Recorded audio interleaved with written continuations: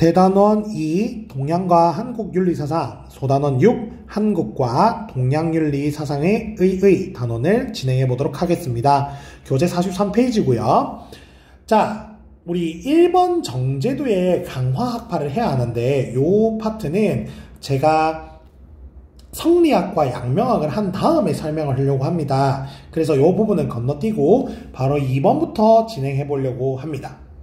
자, 근데 여러분들 지금 배우는 게 무엇인지를 알기 위해서는 먼저 이 한국의 고유 상황을 좀 이해를 하셔야 돼요. 그래서 지금 현재 이 한국의 전통윤리 사상들과 뒤에 나오는 한국의 고유 종교들은 어떤 역사적 배경에서 진행이 되었는지를 이해를 하셔야 됩니다. 자, 이 시기는요, 조선 말 그리고 일제강점기 이전 상황인데요. 자, 이때는요, 이 조선사회가 매우 혼란했어요. 조선사회가 거의 진짜 개판원전이었는데, 특히 내적으로는 어떤 상황이었냐면, 여러분들, 조선시대는요, 성리학적 신분 질서라는 게 있었어요. 자, 이거 잘 들으셔야 됩니다. 자, 성리학적 신분 질서라는 것이 무엇이냐면, 성리학이라는 것을 배워나가는 양반 계층은 높은 계층이고, 자, 성리학을 이해하지 못하는 나머지 계층은 낮은 계층이라는 신분 질서에 바탕을 하고 있어요. 그래서 이 철저한 신분제 사회 속에서 조선이 진행이 되고 있었는데, 조선 말기에 이르면 양반이 곧 지주였거든요. 땅이 없는 노비들, 소장농들을 정말 악랄하게 착취를 합니다. 그래서 일반 민중들의 삶이 매우 피폐해지고 힘들었어요. 자, 대내적으로 그랬고요. 그리고 대외적으로는 어땠냐면, 왜 서구 열강들과 일본의 침략이 시작되고 있었어요. 미국의 침략인 신미양요, 프랑스의 침략인 병인양요, 그리고 일본의 침략과 청나라의 침략이 이어지고 있었어요. 자, 이러한 대내적으로 불안한 상황 속에 있었다. 그래서 이 당시에 어떤 분위기가 있었냐면, 이거 성리학이라는 게 진짜 필요한 거 맞아? 라는 분위기가 있었어요. 그래서 성리학을 버리고 1번 강화학파에서는 양명학파를 수용하자라고 이야기했습니다. 자, 그 내용은 양명학을 하고 돌아올게요. 자, 그리고 두 번째, 이 성리학이 과연 쓸모가 있는 게 맞을까라는 논의에서 어떤 학문이 나왔냐면 실학이라는 학문이 나왔어요. 자, 여러분, 실학은 실용적인 학문이잖아요. 자, 그러면 실학의 반대말이 성리학이라면 성리학이라는 것은 실용성이 떨어진다고 실학이 비판했겠죠. 자, 실학은 성리학을 비판했어요. 그러면서 자기들의 구호를 내세웠는데 그 세 가지 구호를 뜻을 아셔야 되는데요. 첫 번째, 학문이라는 것은 경세치용, 세상을 다스리는데 실제 용이해야 한다라는 경세치용과, 그리고 이용호생, 생을 두텁게 하고 이롭고 유용해야 한다는 뜻과, 그리고 마지막 실사구시, 사실만을 입각해서 옳음을 구해야 한다라는 실사구시를 주장했는데, 자, 보세요. 일단 1, 2번은 이해가 대충 되죠. 유용한 거 해야 된다. 자, 근데 왜 갑자기 사실만을 입각해서 써야 된다라는 게 실학의 생각이냐면, 여러분, 우리 다음 주부터 성리학을 배울 텐데 성리학에서 다루는 내용들은 좀 현실성이 많이 떨어져요. 실제 사실이 아닌 내용들이 많습니다. 그래서 실학에서는 사실에 기초해서 학문을 해야 된다라고 하는 실사구시를 강조합니다. 자, 그런데요, 보세요. 우리 역사의 발전은 헤겔이 말했듯이 정과 반의 합, 정반합으로 이루어집니다. 자, 정반합이 무슨 말이냐면, 예를 들면 이런 뜻으로 제가 간단하게 한번 말해볼게요.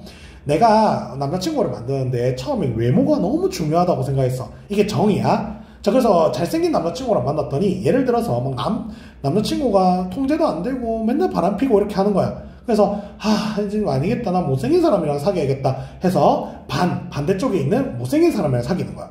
근데 또 남성적인 매력이 너무 안 느껴지는 거예요. 그래서 중간적인 남자, 외모는 어느 정도 준수하고 좀 생활이 바람직한 남자를 만나야겠다. 이게 합의예요. 자, 이 이야기를 왜 하느냐. 지금 성리학을 비판하고 있는 추세라면 어떤 쪽에서는 이제 성리학이 야 그래도 성리학은 필요한 거야 라는 입장이 또 있겠죠. 그게 뭐냐면 위정척사입니다. 자, 이 항로 최익현이라는 분들이 나오는데요. 자, 이분들은 위정척사 사상을 근거로 한 의병장들이에요. 일본에 저항하는 의병을 일으켰던 분들인데, 자, 위정척사는 무슨 뜻이냐면 정학이라는 바른 학문을 위하고 사학이라는 잘못된 학문을 척결하자는 게 위정척사 운동이에요.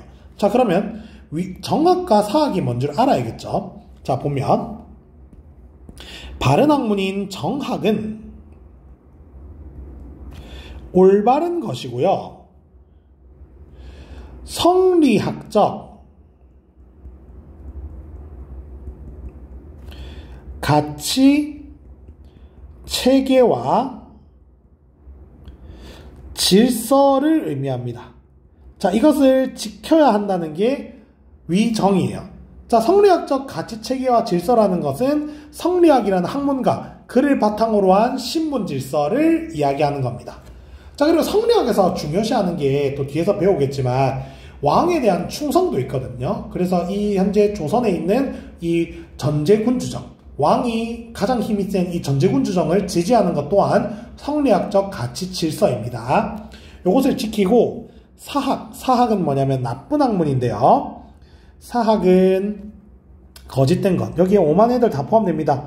서양, 일본, 천주교, 도교, 양명학 같은 그냥 자기 빼고 전부 다죠. 얘들은 뭐 하자? 척결하자라는 게 위정척사입니다. 자, 그런데요, 위정척사 운동이요, 어디로 이어지냐면 의병활동과 이어서 나중에 독립운동까지 이어지는데요. 그래서 이항로랑 최익현이라는 분들은 나중에 의병장이라고 이야기했죠. 의병을 일으켰던 장군인데요. 자, 그래서 이때 우리를 침략하고 있던 일본과 서양을 반대하고 의병을 일으켰었어요. 그래서 그걸 뭐라고 하냐면 외세에 반대한다, 반외세, 침략에 반대한다, 반침략을 주장하셨어요. 그래서 내수외양, 자, 외놈과 죄송해요. 그러니까 일본과 그 서양을 로부터 안을 시킨다, 수호한다. 이게 내수외양이고요. 외양일체론 유명합니다. 일본과 서양은 똑같이 나쁜 놈들이야, 같은 놈들이야, 이런 게 외양일체론입니다. 자, 우리 고유의 미덕과 민족의 주체성을 수요한다. 그래서 우리나라에 원래 있던 그 성리학적 가치 체계와 질서를 지키자고 이야기합니다. 자, 그리고 봉건적이라는 말이 나오는데 여러분 이 표현은 어떤 표현이냐면 제가 이제 온라인이니까 조금 천천히 설명을 드리면 제가 본 수업 때 그러니까 보수적이다라고 정도 설명을 했었는데, 자, 봉건적이란 건 뭐냐면 여러분 그 중국의 그 초창기에 그 주나라라는 걸 배우는, 중학교 때 배웠는지 모르겠는데 그때 봉건제도라는 걸 배우거든요. 이게 봉건이 뭐냐면 왕이 제후들한테 땅을 나누어주고 거기를 잘 다스려라 하는 게 봉건제예요. 그래서 땅을 나누어주면서 너를 제후로 봉한다 이러는 거거든요. 근데 이게 뭐냐면 보세요. 그 나라의 제후한테 땅을 주면서 다스리라고 하는 거잖아. 조선시대에 그 제후의 역할을 하는 게 양반이거든요. 그럼 양반이 땅을 가지고 있었겠죠. 그러면 양반이 땅을 가지고 지주의 역할을 하고 나머지 존재라고 해야 되나? 나머지 사람들은 땅을 못 가지고 소작농 활동을 하고 그런 땅을 바탕으로 한 신분제를 봉건적이라고 이야기하는 거예요. 그래서 봉건적이란 말이 결국 성리학적 신분 질서인 거야. 왜? 땅을 가지고 있는 양반은 위이고 그리고 땅을 가지지 못한 나머지 사람들은 아래죠. 자, 그것을 유지하고 개항을 반대했다. 자, 그래서 여러분 현대 측면에서 보면 사실 위정척사가 이 봉건적인 측면에 있어서는 좀 깝깝할 수 있지만 이분들이 그 일본에 저항하려고 했던 그 의식만큼은 우리가 함부로 비하할 수 없습니다. 자, 한번 보겠습니다. 자, 여러분 여기 제가 수업 시간에 한번 말씀드렸는데 이 최익현 선생님은 의병 활동을 하다가 이제 일본으로 잡혀가게 되는데 일본에서 주는 물과 그런 음식은 하나도 먹지 않겠다 그래서 옥중에서 굶어서 돌아가셨어요. 자, 그 정도로 이제 일본과 서양에 대한 배척 의식이 강했다. 자, 그래서 양이라고 하는데요. 여러분 양이가 뭐냐면 여러분 그 이가 오랑캐란 뜻이거든요. 그래서 서양 오랑캐란 뜻이에요. 양이를 뿌리 뽑기에서 어떻게 해야 되는가? 양이의 화는 그 안 좋은 겁니다. 홍수와 맹수의 피해보다 훨씬 심각하다. 엄청 싫어하나 봐요. 자, 그래서 문제 2번 한번 볼까요? 위정척사 사상은 서양의 사상을 서양의 기술제도와 달리 사악하는 것으로 본다. 자, 이거 틀렸습니다. 왜요? 그냥 다 싫어요. 서양의 사상만 싫어하는 게 아니고 기술제도도 싫어하기 때문에 오답이다. 넘어가겠습니다. 자, 위정척사 관련 기출지문을 여러분들 꼭 읽어보는데 여러분들 이거 반드시 읽어봐야 돼요. 저 활용할 겁니다. 시험 문제. 근데 보면 진짜 극혐이에요. 극혐. 그래서 여러분 뭐라고 하냐면 금수라는 표현이 많이 나오거든요. 금수가 뭐예요? 금수는 동물입니다. 그래서 서양 애들을 동물 취급해요. 그 정도로 싫어한대. 자, 그래서 추가 문제 볼게요. 외세 침략에 맞서 나라를 바로 세우고 백성을 편안케 해야 된다. 우리 동학까지 안 배웠지만 요 위정척사랑 동학의 공통점입니다. 2021년 9월 평가원에 출제됐습니다. 자, 개화사상 한번 보겠습니다. 개화는 문을 연다는 뜻이에요. 그래서 우리 앞에 나왔던 위정척사와 달리 서양과 일본을 맞이해야 된다. 이제 문을 열어야 된다. 이런 이야기를 하는데 두 가지 학파가 있습니다. 급진개화파가 있고 온건개화파가 있습니다. 급진개화파는 급진적으로 개화하겠다라고 하는데요. 이 김옥균과 박영효라는 분은 여러분들이 아실지 모르겠지만 갑신정변의 주역이었습니다. 그 갑신정변은 실패로 3일천하 실패로 귀결되는데요. 자, 급진개화파는 어떤 주장을 했기 때문에 3일 만에 실패할 수밖에 없었을까? 급진개화파는 변법적 개화를 주장합니다. 자, 변법이라는 건 법을 어떻게 하자, 바꾸자라는 게 변법적 개화인데요. 유교적 질서를 근본적으로 개혁하자는 게 변법적 개화입니다. 자, 이게 무슨 말이냐? 봐봐. 여러분, 조선시대는요, 절대군주제거든요. 전제군주제. 전제군주제가 뭐냐면, 왕이 자기 마음대로 할 수 있는 게 전제군주제예요. 여러분, 조선의 법인 경국대전이라는 법이 있는데, 그 법에 지배받지 않는 존재 한 명 있어요. 그게 조선의 국왕입니다. 자, 근데요, 변법. 그런 전제군주정의 법을 바꾸자는 게 변법적 개화예요.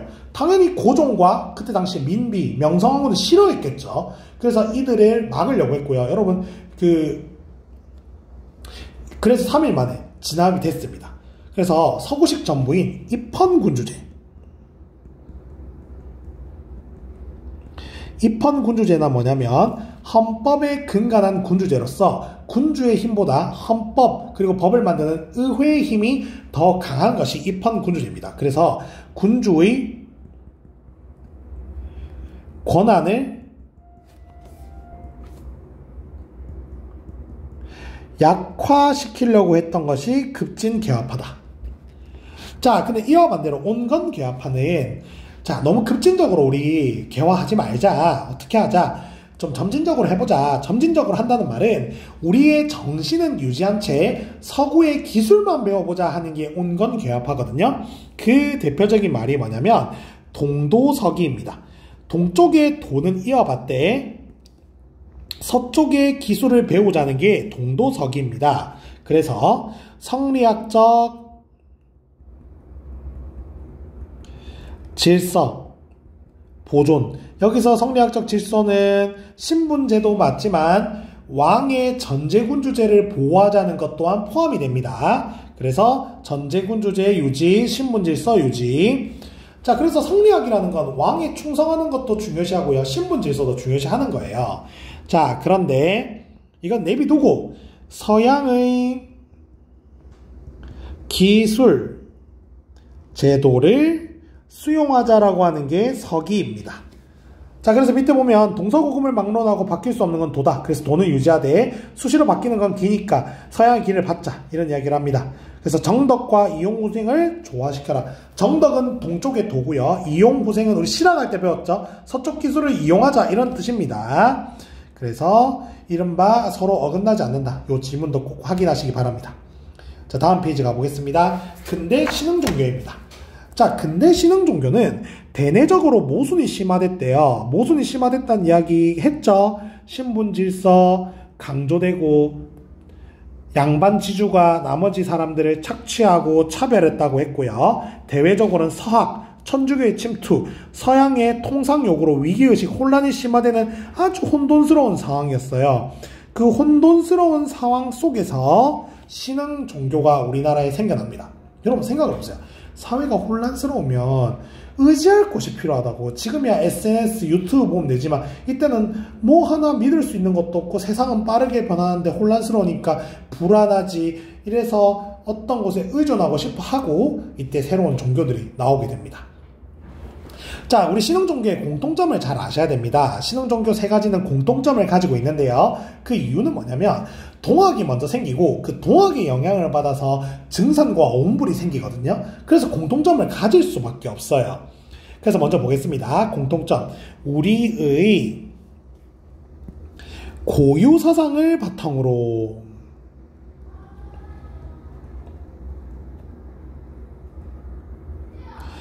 여러분 제가요 5종 교과서를 다 읽어봐도 이 고유 사상이 뭔지를 말을 안 해주거든요.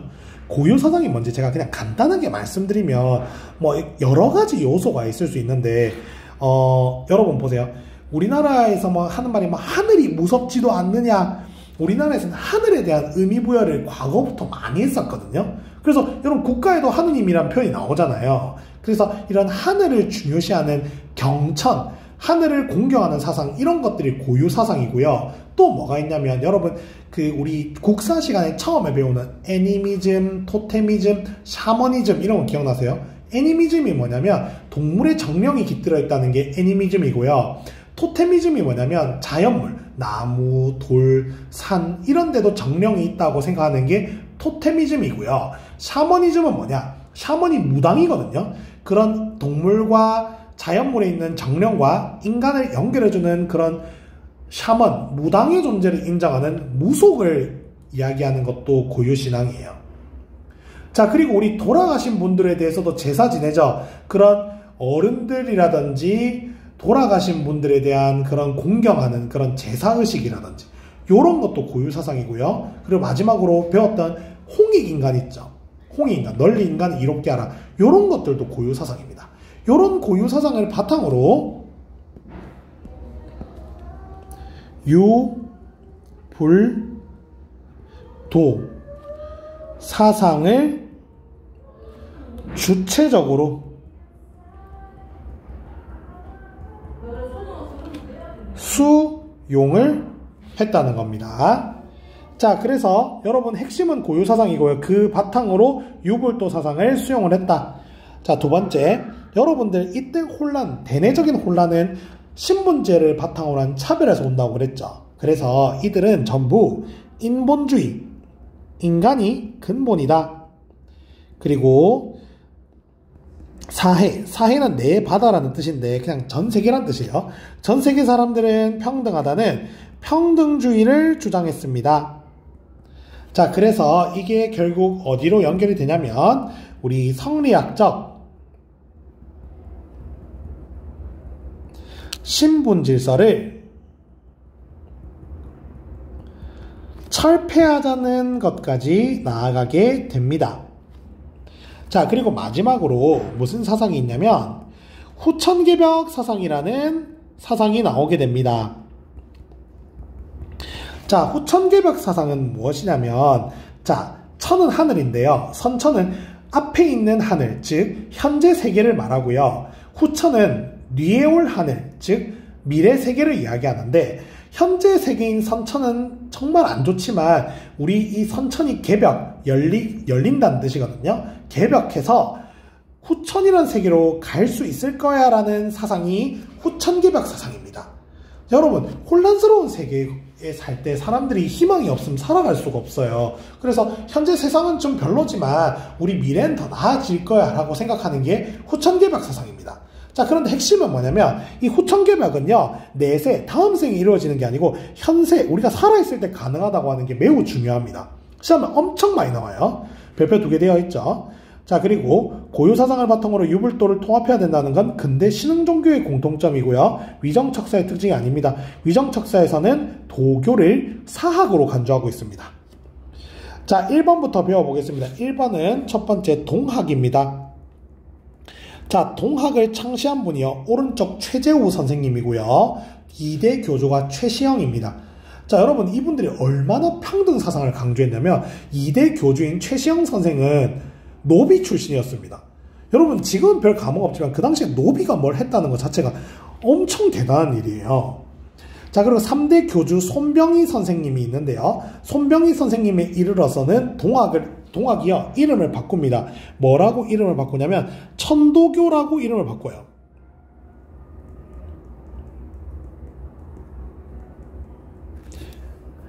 자, 창시한 분은 최재우.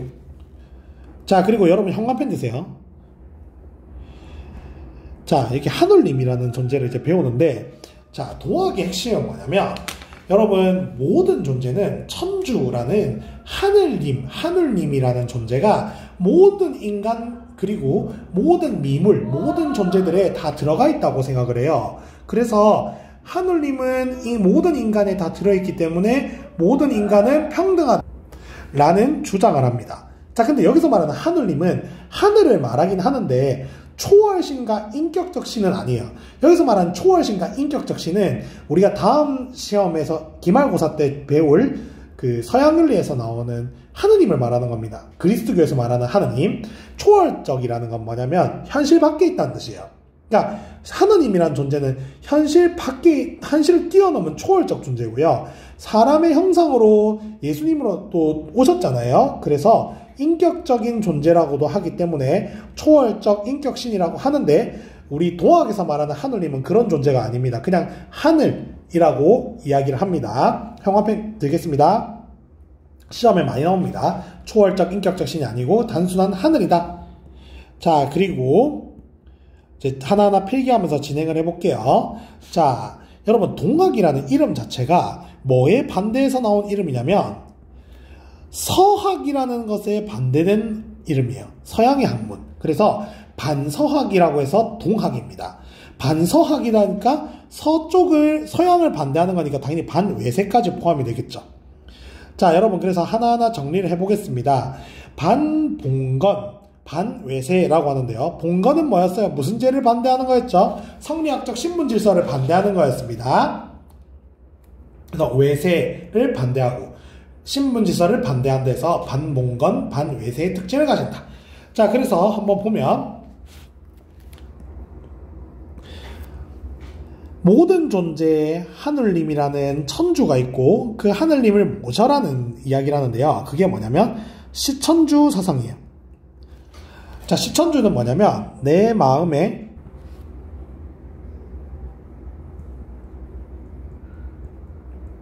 하늘님을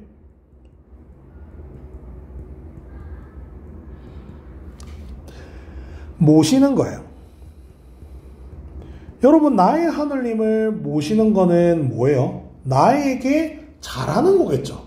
여러분, 나를 존중하고 잘하는 것 뿐만 아니라 다른 사람도 하늘님이 있잖아요. 그럼 다른 사람도 존중하고 잘하는 것도 시천주가 됩니다. 자, 근데 여러분, 여기서 끝이 안 나고요. 여러분, 줄 거 보세요.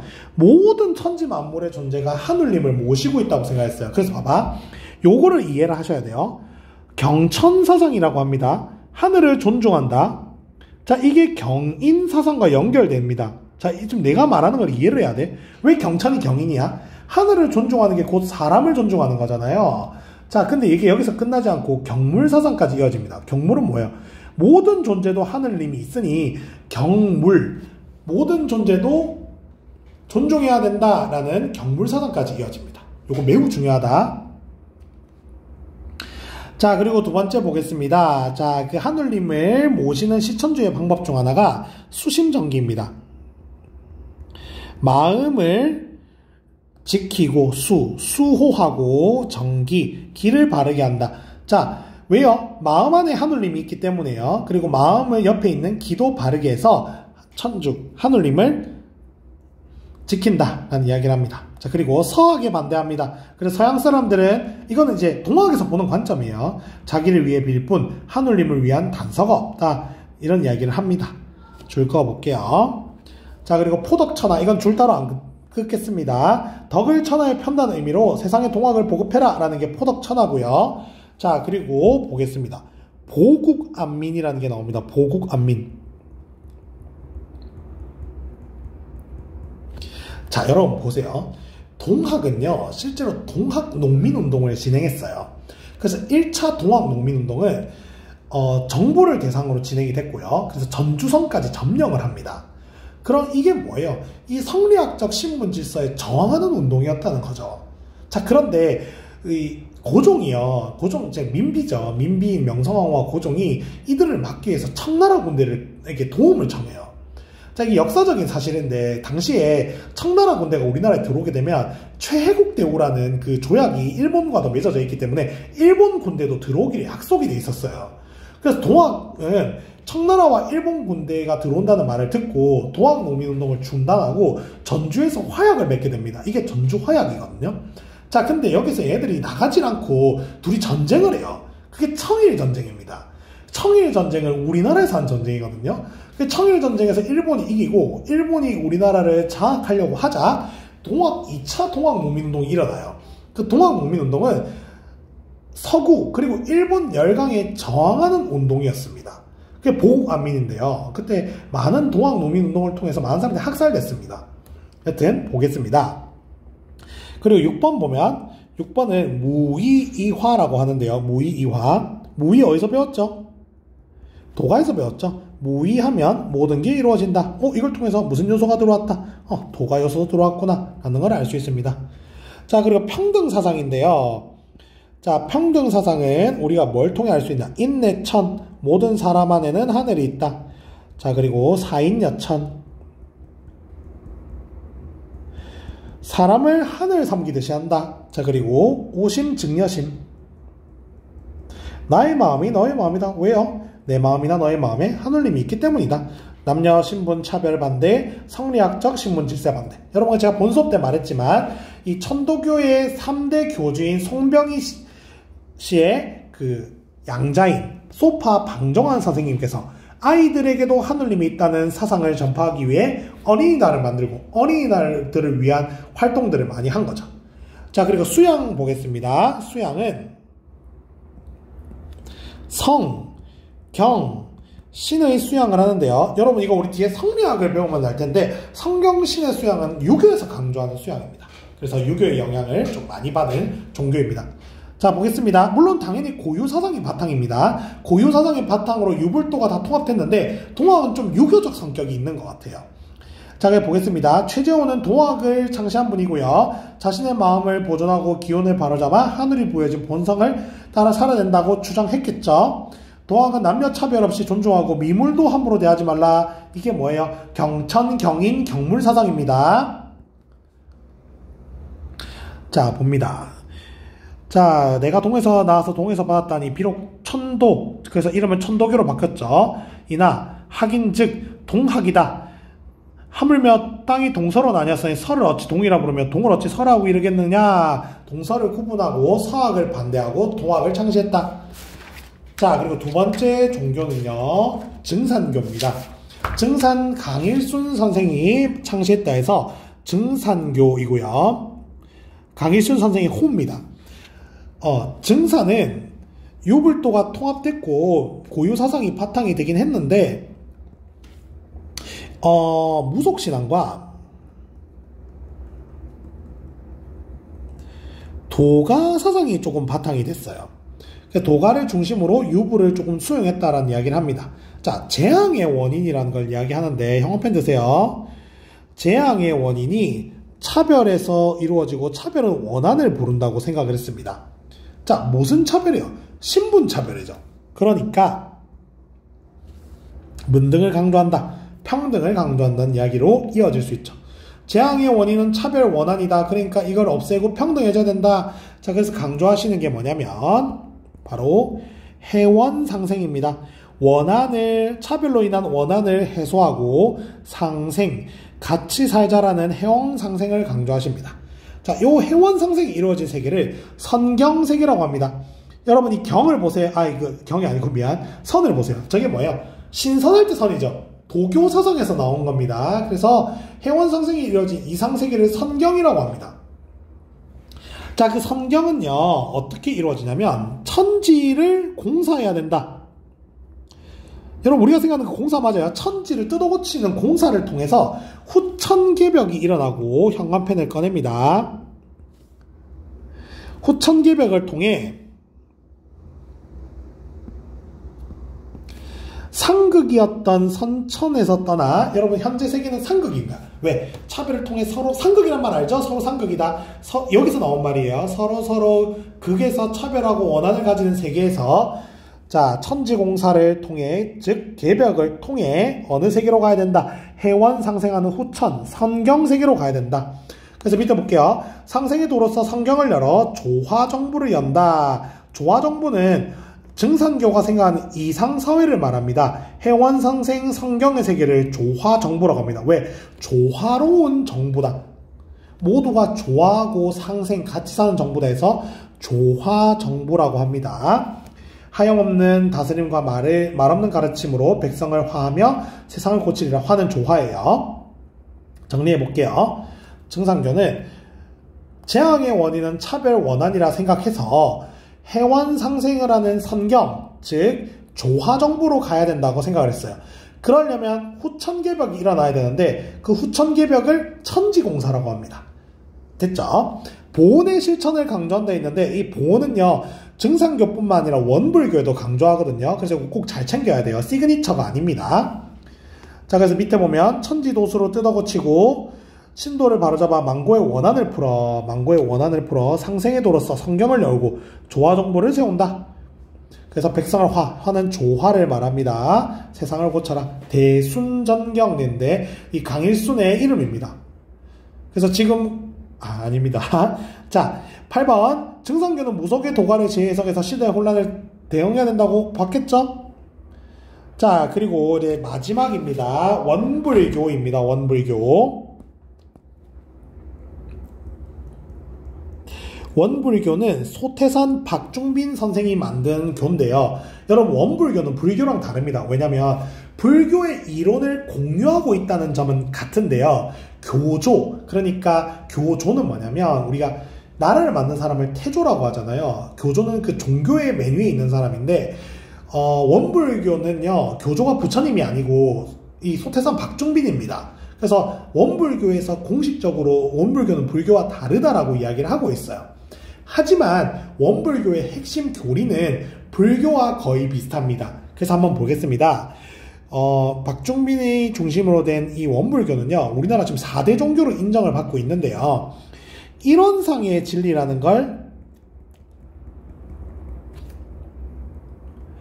강조합니다. 여러분, 그래서 제가 본 수업 때 그 동그란 거 보여줬죠? 우주의 근본 원리를 이론상이라고 표현한다. 여러분, 그래서 보세요. 이게 우주의 근본 원리라고 하는 것이 진짜 심오한 말이고 한 번에 이해할 수는 없지만 이 불교의 핵심 교리인 영기설을 중심으로 봐야 합니다. 그래서 세상의 모든 건 의존하고 변화한다. 그래서 세상의 모든 게 연결되었다 해서 이 동그라미로 표현을 합니다. 자, 이 이론상이 왜 나오냐면 불교의 이 전에 들어가면 불상이 있잖아요. 그래서 원불교에서 비판하는 게 뭐냐면 우리 불상을 숭배하는 종교가 아니다. 불교의 이런 이 가르침을 깨우치는 게 중요한데 왜 엄한 불상을 숭배하냐. 물론 불교에서도 할 말이 많습니다. 여기에 대해서. 이 원불교의 주장인데, 그래서 우리는 불교의 이런 깨우침을 표현하는 이론상의 진리를 중요시하겠다라고 이야기합니다. 그리고 기존 불교를 개혁하자는 이야기를 하는데요. 그래서 실천형 불교를 강조합니다. 기존의 불교는 스님들께서 산속의 절에서 수행만 하는데 그건 진정한 불교가 아니다. 그래서 원불교에서 이 스님을 뭐라고 하냐면 교무라고 하거든요. 이 교무는 실제로 일도 하고요. 돈도 벌어가면서 원불교를 믿습니다. 하지만 물론 불교 신자들이 모두가 절에 들어가는 건 아니지만 불교의 스님들은 수행에 집중하고 생계는 시주, 이렇게 시주가 뭐냐면 이제 신도들에게 뭘 받는 걸 시주라고 하거든요. 시주를 통해 살아가는데 이걸 잘못됐다고 비판을 하세요. 자, 그래서 생활 속 수행이 돼야 된다. 우리가 실제로 결혼도 하고 가정도 일구고 일도 하면서 그 속에서 수행을 해야 된다라고 이야기하시고요. 보온을 강조합니다. 왜 보온을 강조할까요? 모든 것은 돌아온다는 자타불이에 근거한 거겠죠. 평등하다. 왜 평등해요? 모두는 불성이 있죠. 불공을 실천한다. 자, 그리고요. 원불교에서 중요한 키워드인데요. 그건 뭐냐면 영육상전입니다. 여러분, 영육상전을 보면 원불교인 걸 알 정도로 알아야 돼요. 정신과 육체를 균형 있게 발전한다. 그래서 물질은 이미 개벽되었다. 그러니까 우리 정신까지 개벽하자라고 하는 게 영육상전입니다. 여러분, 이 개벽이라는 표현을 원불과 증사에서 다 쓰고 있다는 게 보이죠? 동학에도 당연히 쓰겠죠. 원불교는 물질 발전을 부정하지 않습니다. 물질 발전은 이미 되었다고 보고 그러니까 정신 발전까지 하자 이런 이야기를 하는 거예요. 이사병행은 뭐냐? 종교적 수행과 사회적 실천을 같이 하자라는 것을 강조하고 있습니다. 우리는 이런 상의 진리와 수양 연구 취사의 사막으로서 의식주를 얻고 의식주와 사막으로서 그 진리를 얻어 영육과 쌍전을 하여 개인과 가정, 사회, 국가에 도움이 되고자 하는 것이다. 무슨 말을 하고 싶은 거야? 수행을 실제로 가정도 이루고 일도 하고 돈도 벌면서 하자라는 거예요. 자, 원불은 깨달음을 위해 수행과 일상생활을 분리되면 안 된다라고 봤어요. 그래서 기존 불교는 왜 산속에 들어가서 수행만 하고 시주받냐, 그거 진짜 불교 아니다 라고 이야기하는 게 원불교입니다. 여러분들 여기까지 듣느라 고생 많으셨습니다.